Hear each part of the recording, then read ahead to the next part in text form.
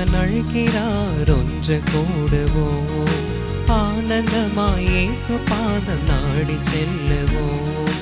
அன்பின் தேவன் அழைக்கின்றார் ஒன்று கூடுவோம். ஆனந்தமாய் இயேசு பாதம் நாடி செல்லுவோம். உறவின் வழியில் இறைவன் ஆட்சி மலர செய்யவே, உறவின் வழியில் இறைவன் ஆட்சி மலர செய்யவே, மகிழ்வின் பள்ளியில் அருளை வேண்டுவோம். அன்பின் தேவன் அழைக்கின்றார் ஒன்று கூடுவோம். ஆனந்தமாய் இயேசு பாதம் நாடி செல்லுவோம்.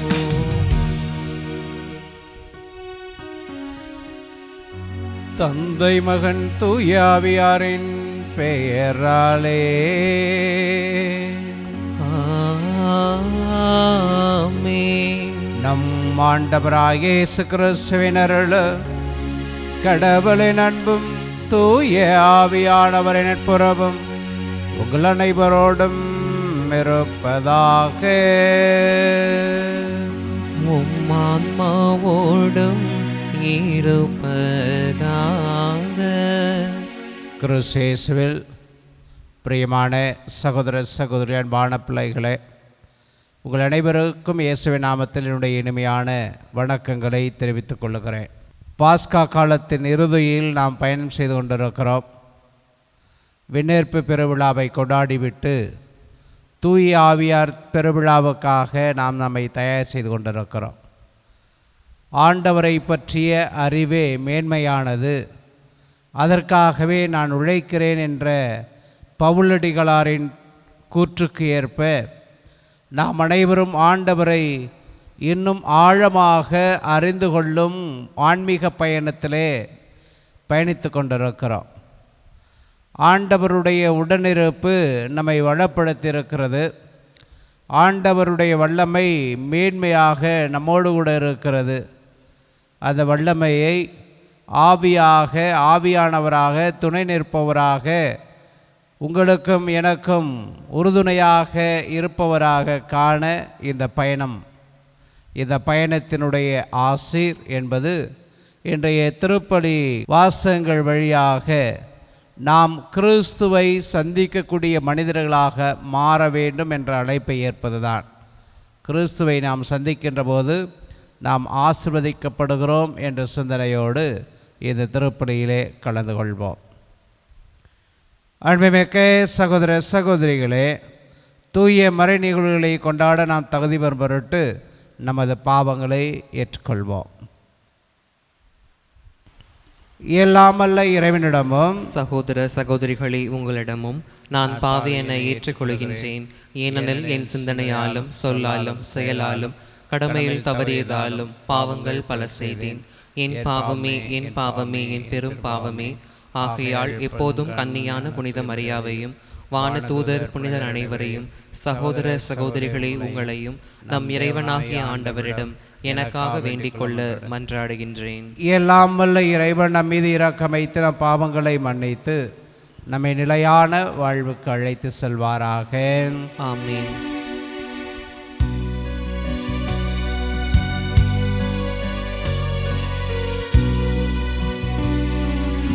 ஆண்டவரே இரக்கமாயிரும்.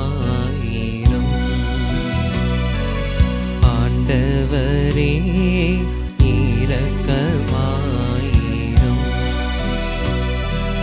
கிறிஸ்துவே இரக்கமாயிரும். கிறிஸ்துவே இரக்கமாயிரும். ஆண்டவரே இரக்கமாயிரும். ஆண்டவரே இரக்கமாயிரும்.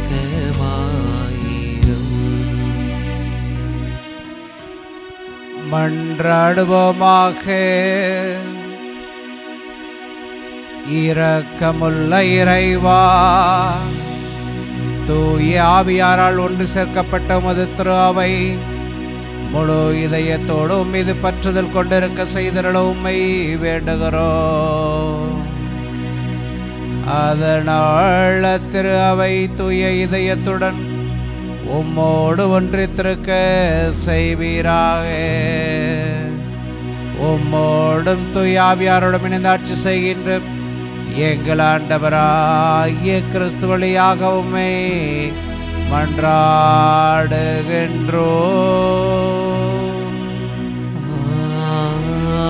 ஆமென். திருத்தூதர் பணிகள் நூலிலிருந்து வாசகம்.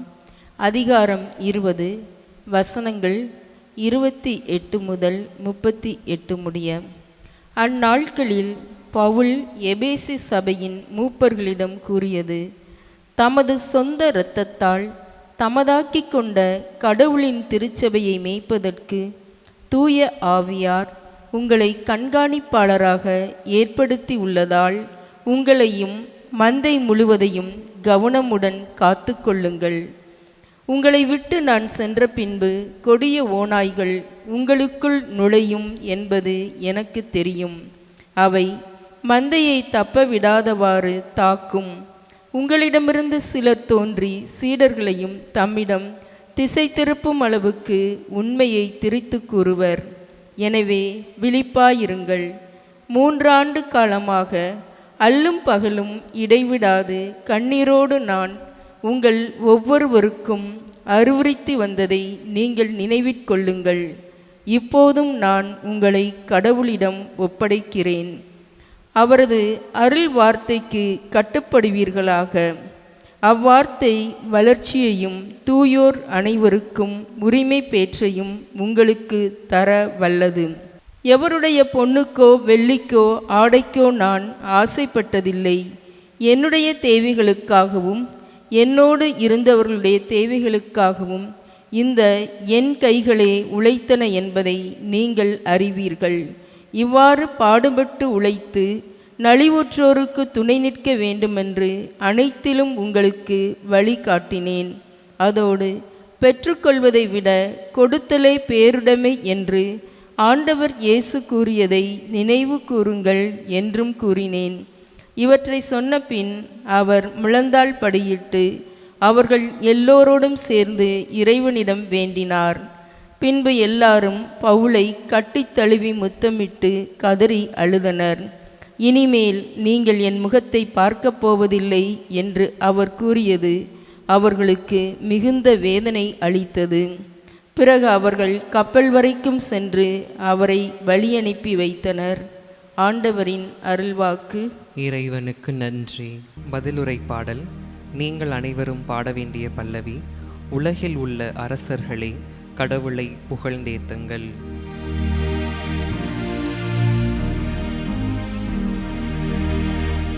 உலகில் உள்ள அரசர்களே, கடவுளை புகழ்ந்தேத்துங்கள். உலகில் உள்ள அரசர்களே, கடவுளை புகழ்ந்தேத்துங்கள். கடவுளே, உம் வல்லமையை காட்டியருளும். என் சார்பாக செயலாற்றிய கடவுளே, உம் வல்லமையை காட்டியருளும். எருசலேமில் உமது கோவில் உள்ளது. எனவே அங்கு அரசர் உமக்கு காணிக்கை கொணர்வர். உலகில் உள்ள அரசர்களே, கடவுளை புகழ்ந்தேத்துங்கள். உலகில் உள்ள அரசர்களே, கடவுளை புகழ்ந்தேத்துங்கள். உலகில் உள்ள அரசர்களே, கடவுளை புகழ்ந்தேத்துங்கள். ஆண்டவரை போற்றி பாடுங்கள். வானங்களின் மேல், தொன்மை மிகு வானங்களின் மேல் ஏறி வரும் அவரை புகழுங்கள். ஏதோ அவர் தம் குரலில் தம் வலிமை மிகு குரலில் முழங்குகின்றார். கடவுளுக்கே ஆற்றலை உரித்தாக்குங்கள், அவரது மாட்சி இஸ்ரேல் மேல் உள்ளது. அவரது வலிமை மேக மண்டலங்களில் உள்ளது. கடவுள் போற்றி போற்றி. உலகில் உள்ள அரசர்களே, கடவுளை புகழ்ந்தேத்துங்கள். உலகில் உள்ள அரசர்களே, கடவுளை புகழ்ந்தேத்துங்கள்.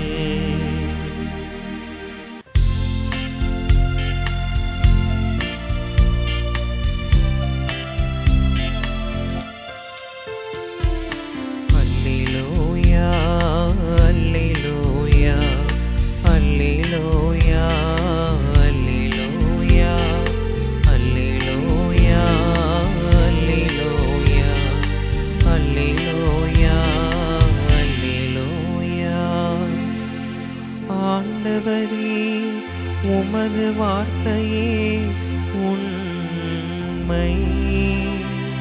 உண்மையினால் அவர்களை உமக்கு அர்ப்பணமாக்கி அருளும். அல்லேலூயா, அல்லேலூயா, அல்லேலூயா, அல்லேலூயா, அல்லேலூயா. ஆண்டவரே உங்களோடு இருப்பாராக. உம்மான்மாவோடும் இருப்பாராக.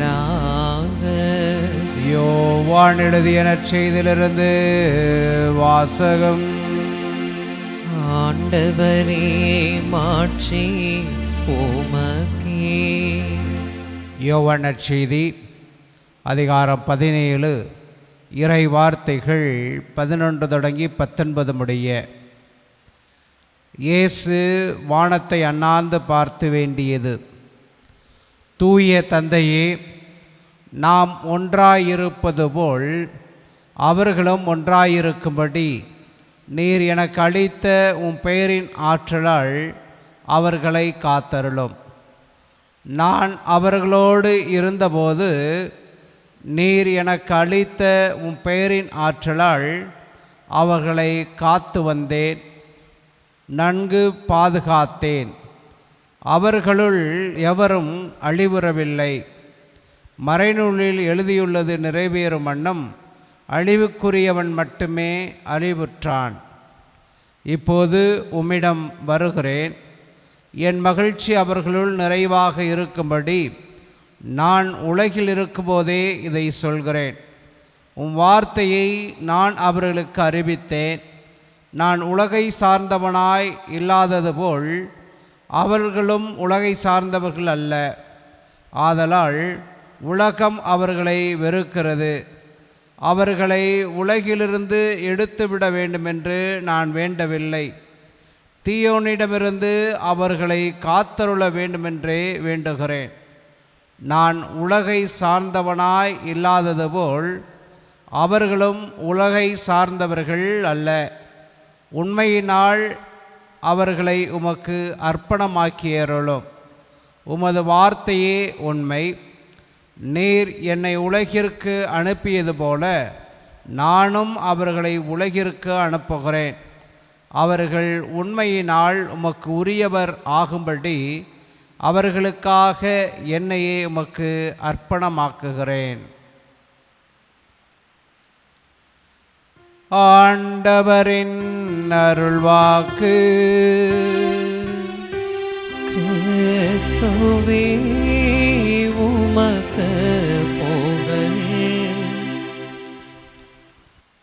கிறிஸ்துவில் பிரியமான சகோதர சகோதரிகளே, ஆவியானவருடைய விழாவை எதிர்நோக்கி காத்திருக்கிற நாம் ஞானத்தோடு செயல்படக்கூடிய வல்லமையையும் அதே இறை ஞானத்தோடு இறைவனை அறிந்து கொள்ளக்கூடிய ஆற்றலையும் பெறக்கூடிய மனிதர்களாக மாற வேண்டும் என்ற அழைப்பை இன்றைய வாசகங்கள் நமக்கு கொடுக்கின்றன.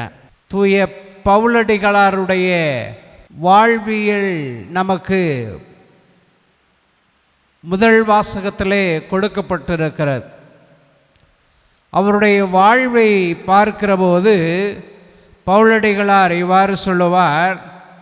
கொரிந்தியருக்கு எழுதிய முதல் திருமுகம் 11வது அதிகாரம் 1வது இறைவார்த்தை, நான் கிறிஸ்துவை போல் நடப்பது போன்று நீங்களும் என்னை போல் நடங்கள் என்று தன்னையே முன்னிறுத்தி கிறிஸ்துவின் அன்பு எத்தகையது என்பதை நமக்கு சொல்லிக் கொடுப்பவராக, படிப்பினை கொடுப்பவராக காட்டுகிறது.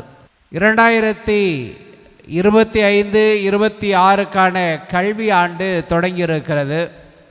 நம்முடைய வீடுகளில் இருக்கிற நம்முடைய குழந்தைகள் தங்களுடைய பள்ளி வாழ்க்கையை, அடுத்த அகாடமிக் இயரை, கல்வி ஆண்டை தொடங்கிவிட்டார்கள்.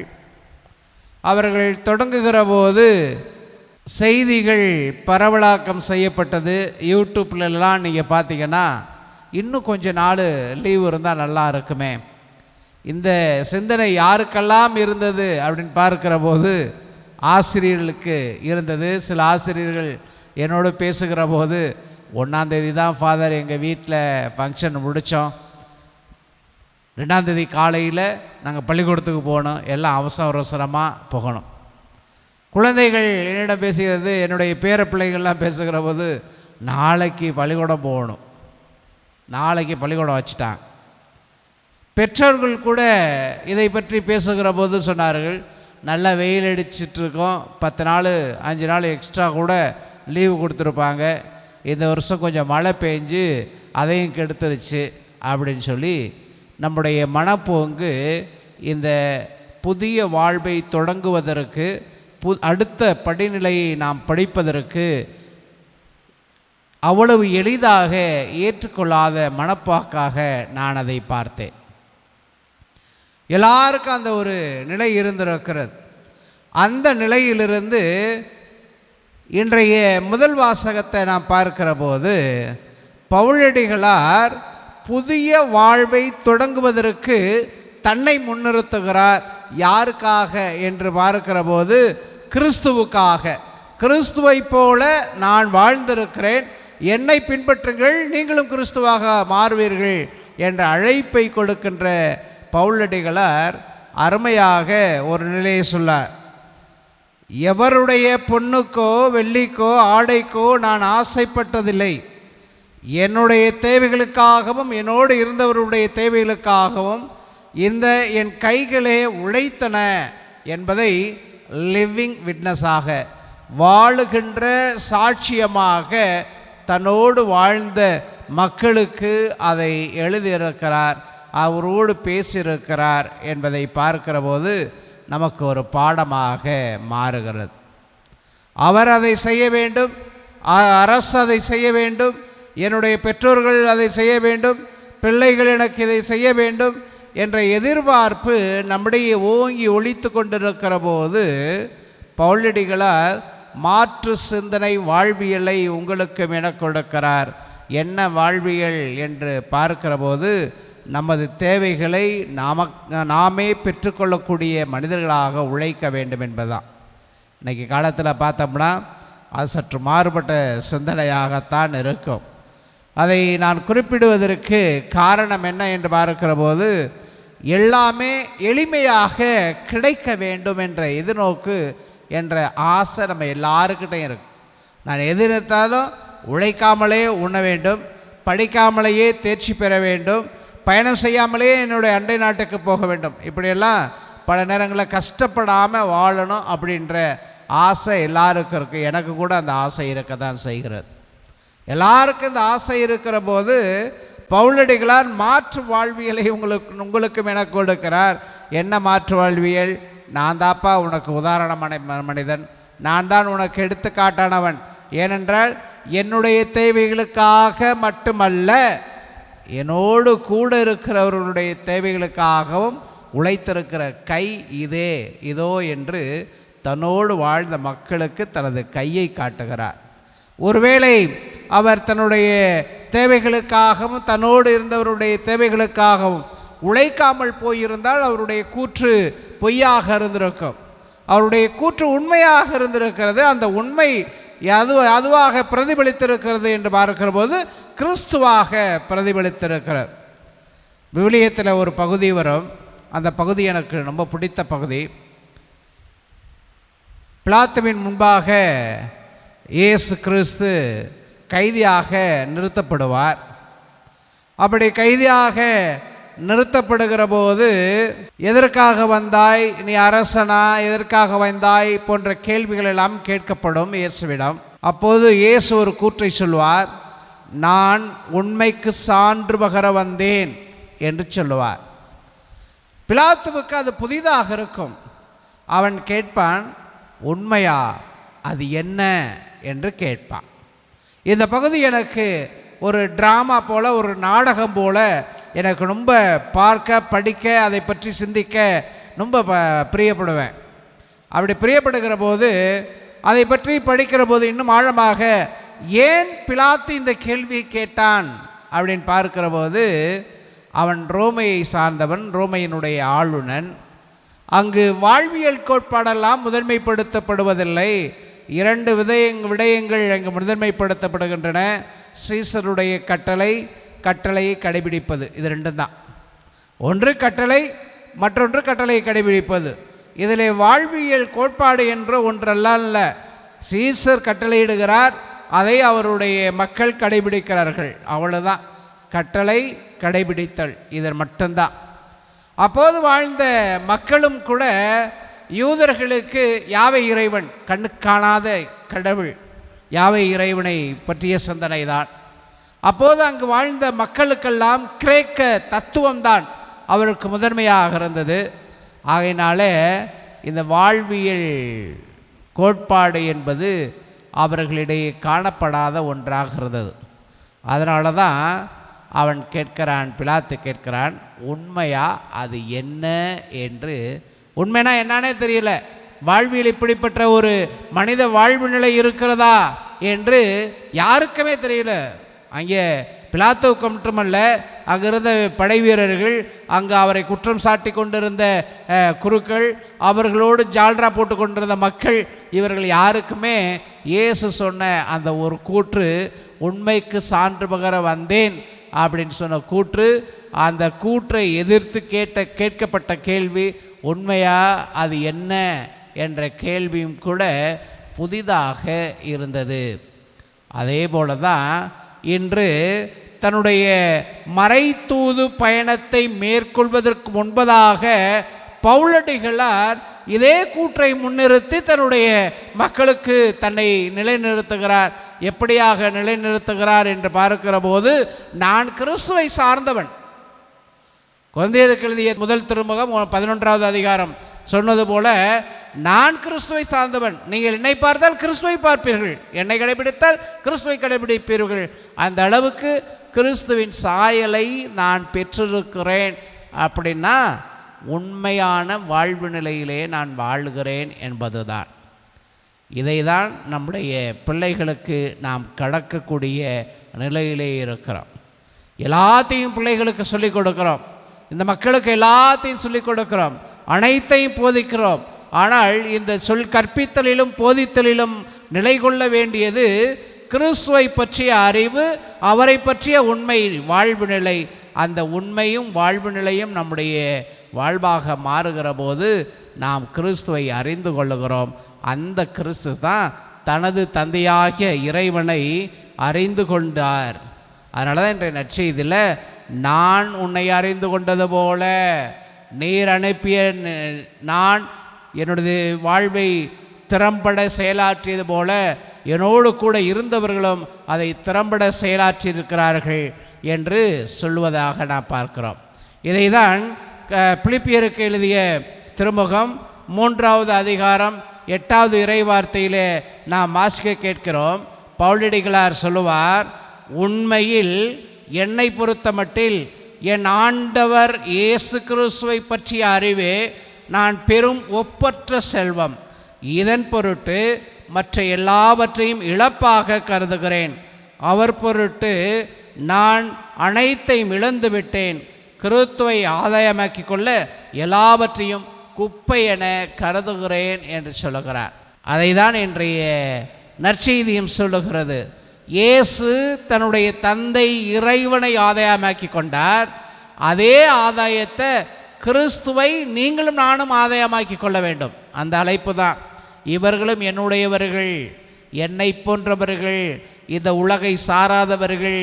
இந்த உலகம் பொய்யை சார்ந்தது, இந்த உலகம் புரட்டை சார்ந்தது, இந்த உலகம் ஏமாற்றுகின்ற உலகம், இந்த உலகம் பிறரை வஞ்சிக்கின்ற உலகம். ஆனால் நான் சார்ந்திருக்கின்ற உலகம் என் தந்தை இருக்கின்ற உலகம். அந்த உலகம் உண்மையிலே நிலை கொள்ளுகிற உலகம் என்பதாக அந்த உண்மையை ஆதாயமாக்கி கொள்ள பிரிப்பியருக்கு எழுதிய திருமுகத்தில் தூய பவுலடிகளார் சொல்வது போல இவரை ஆதாயமாக்கிக்கொள்ள மற்ற எல்லாத்தையும் நான் குப்பையென கருதுகிறேன் என்று நீங்களும் நானும் சொல்லுகிற போதுதான் நம்முடைய வாழ்வியல் கோட்பாடு வளம் பெறுகிறது. அந்த வளத்தை இறைவன் தருகிறார். நாம் எதிர்நோக்கி சென்று கொண்டிருக்கிற ஆவியானவருடைய வல்லமை, ஆவியானவருடைய பெருவிழாவினுடைய ஆற்றலும் ஆசிரும் நம் ஒவ்வொருவருக்கும் நிறைவாக கிடைக்க இந்த திருப்பலியிலே ஜெபிப்போம். ஆமேன்.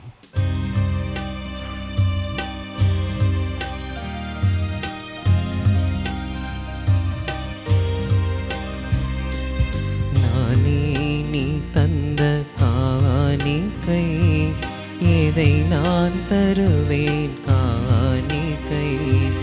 நானே நீ தந்த காணிக்கை, எதை நான் தருவேன் காணிக்கை. எனதெல்லாம் உமதன்றோ, உமதொருவாக உவந்தளிப்பேன். எனதெல்லாம் உனதன்றோ, உனதொருவாக உவந்தளிப்பேன். ஏற்பாய் என்னை ஏற்பாய், உன் கரங்களில் என்னை பலியாக. ஏற்பாய் என்னை ஏற்பாய், உன் கரங்களில் என்னை பலியாக. நானே நீ தந்த காணிக்கை, எதை நான் தருவேன் காணிக்கை. அன்புமிக்க சகோதர சகோதரிகளே, என்னுடையதும் உங்களிடமான இப்பலி எல்லாமல்ல தந்தையாகிய இறைவனை கேட்டதாகும்படி ஜெபியுங்கள். ஆண்டவர் தமது பெயரின் புகழ்ச்சிக்காகவும் மாட்சிக்காகவும் நமது நன்மைக்காகவும் புனித திரு அவை அனைத்து நலனுக்காகவும் உமது கையிலிருந்து இப்பலியை ஏற்றுக்கொள்வாராக. ஆண்டவரே, உமது கட்டளைகளாலும் தூய மறை நிகழ்வுகளாலும் நிறுவப்பட்ட பலிகளை நீர் ஏற்றுக்கொள்ள உம்மை வேண்டுகிறோம். நாங்கள் உமக்கு ஏற்ற ஊழியம் புரிந்து கொண்டாடப்படும் இப்பணியினால் தூய்மையாக்கப்பட்டு உமது மீட்பின் நிறைவை பெற தகுதி பெறுவோமாக. எங்கள் ஆண்டவராகிய கிறிஸ்து வழியாக உம்மை மன்றாடுகின்றோம்.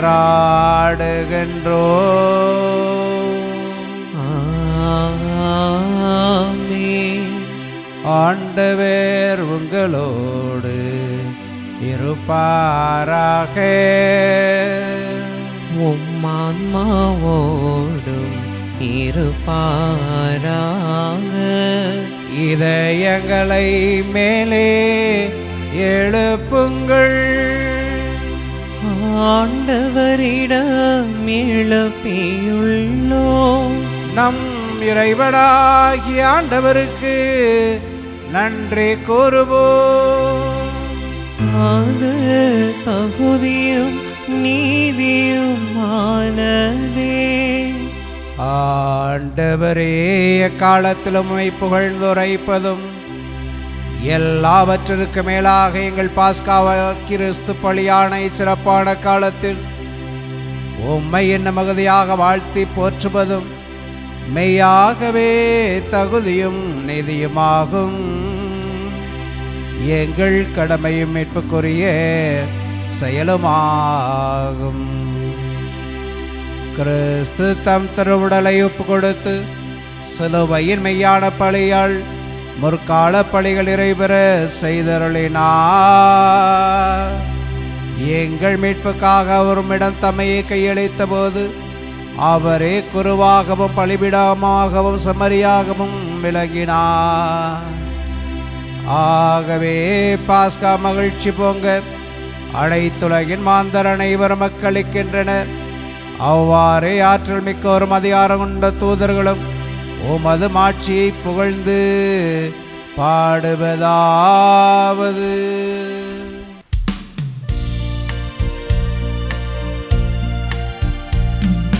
தூயவர் தூயவர் தூயவர் வான் படைகளின் கடவுளாம் ஆண்டவர்.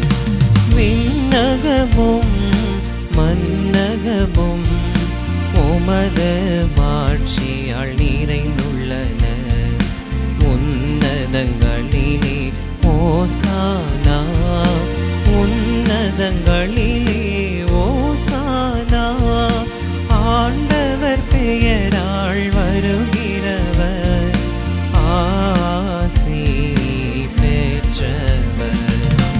உன்னதங்களிலே ஓசானா, உன்னதங்களிலே ஓசானா. ஆண்டவரே, நீர் மெய்யாகவே தூயவர், தூய்மை அனைத்துக்கும் ஊற்று. ஆகவே உம்முடைய ஆவியை பொழிந்து காணிக்கைகளை தூய்மைப்படுத்த உம்மை வேண்டுகிறோம். இவ்வாறு எங்கள் ஆண்டவர் இயேசு கிறிஸ்துவின் உடலும் இரத்தமுமாக எங்களுக்கு இவை மாறுபனவாக.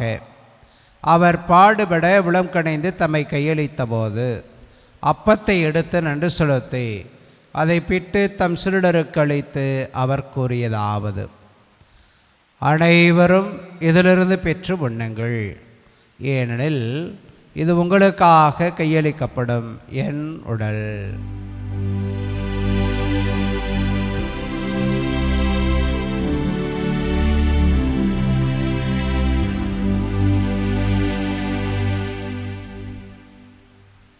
அவ்வனமே இரவு விருந்தை அருந்திய பின் கிண்ணத்தை எடுத்து மீண்டும் நமக்கு நன்றி கூறி தம் சீடர்களுக்கு அளித்தவர் கூறியதாவது: அனைவரும் இதிலிருந்து பெற்று பருகுங்கள், ஏனெனில் இது புதிய நிலையான உடன்படிக்கைக்குரிய என் இரத்தத்தின் கிண்ணம். இது பாவ மன்னிப்புக்கென்று உங்களுக்காகவும் பலருக்காகவும் சிந்தப்படும். இதை என் நினைவாக செய்யுங்கள்.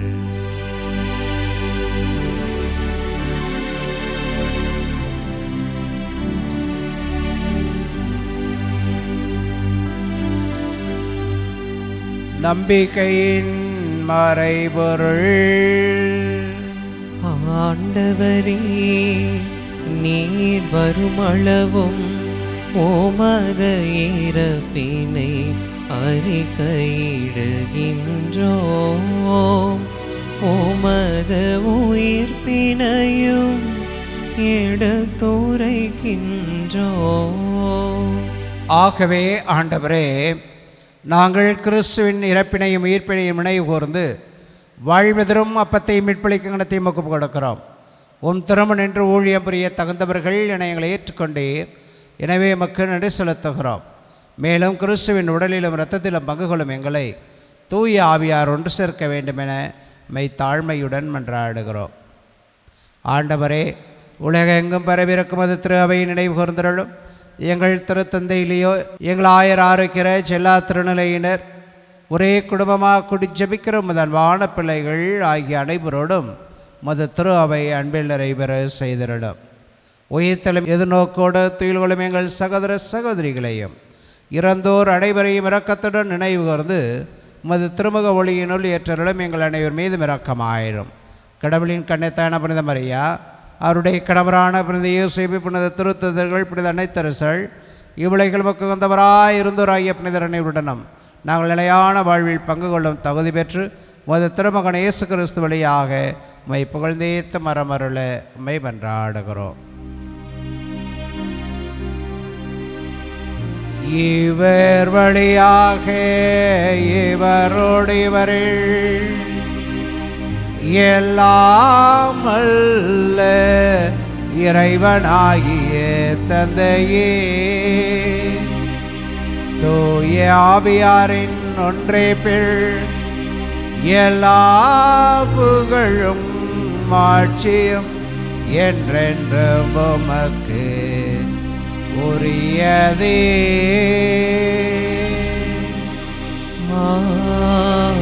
ஆமென், ஆமென், ஆமென். மீட்பரின் கட்டளையால் கற்பிக்கப்பட்டு இறை படிப்பினையால் வெற்றி பெற்ற நாம் துணிந்து பாடுவோம்.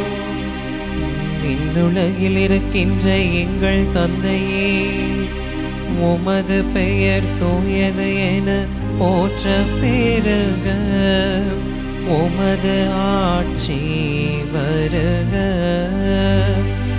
உமது திருவுளம் விண்ணுலகில் நிறைவேறுவது போல மண்ணுலகிலும் நிறைவேறுக.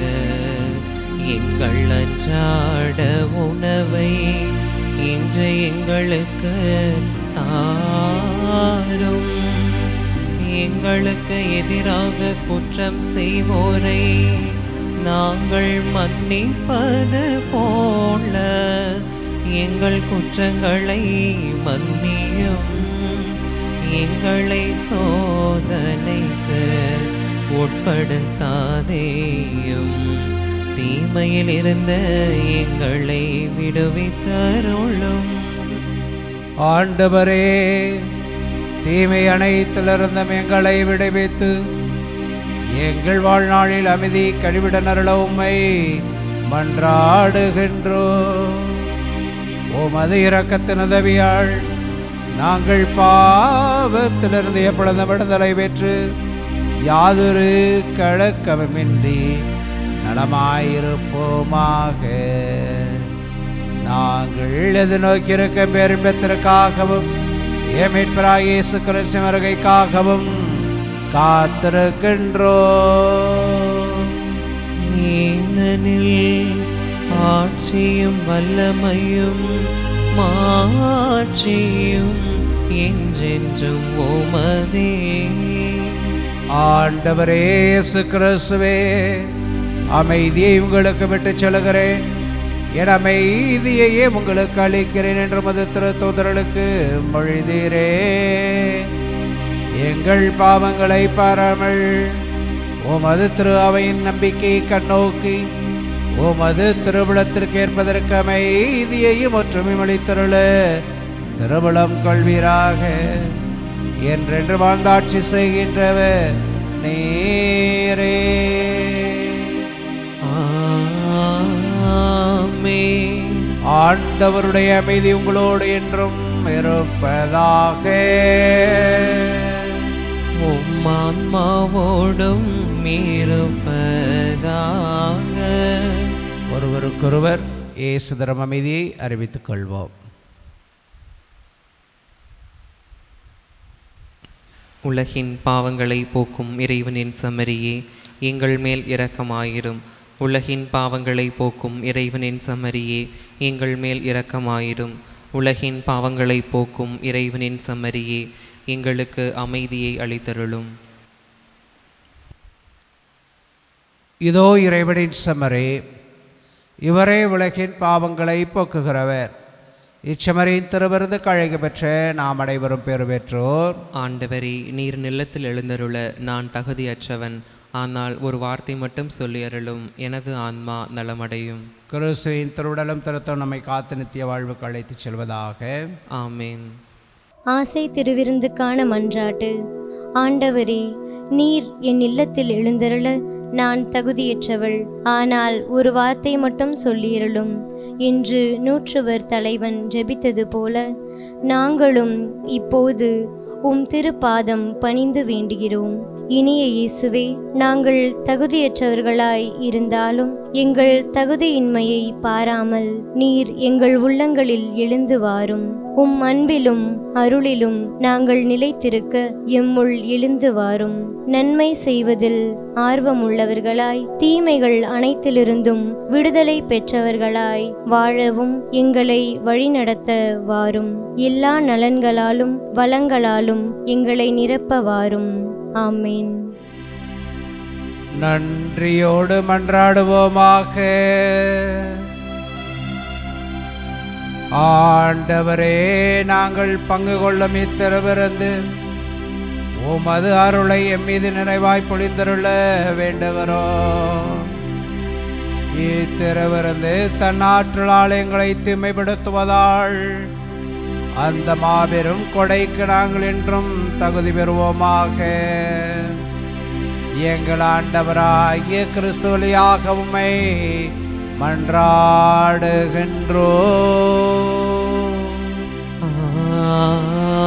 ஆமென். ஆண்டவர் உங்களோடு இருப்பாராக. உம் ஆன்மாவோடும் இருப்பாராக. எல்லாம் அல்ல இறைவன் தந்தை மகன் தூயாவியார் நம் அனைவரையும் நிறைவாக ஆசீர்வதிப்பாராக.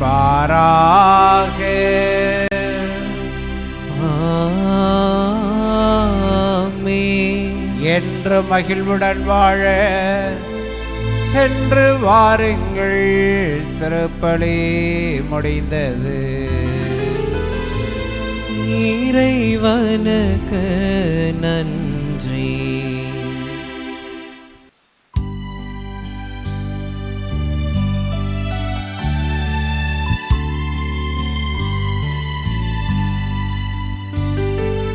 பாவிகளின் ஆதரவே, பாருலகோரொளியே, பாவிகளின் ஆதரவே, பாருலகோரொளியே, அன்பின் தாய் நீயே, எம் குரல் கேளம்மா. அன்பின் தாய் நீயே, எம் குரல் கேளம்மா.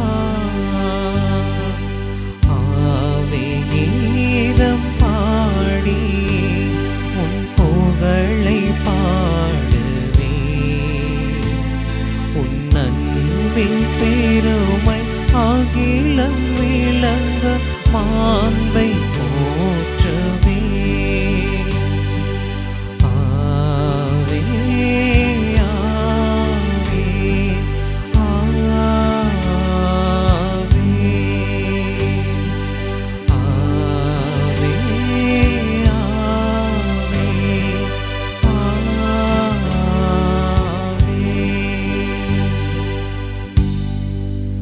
தந்தை மகன் தூய ஆவியின் பெயராலே ஆமென்.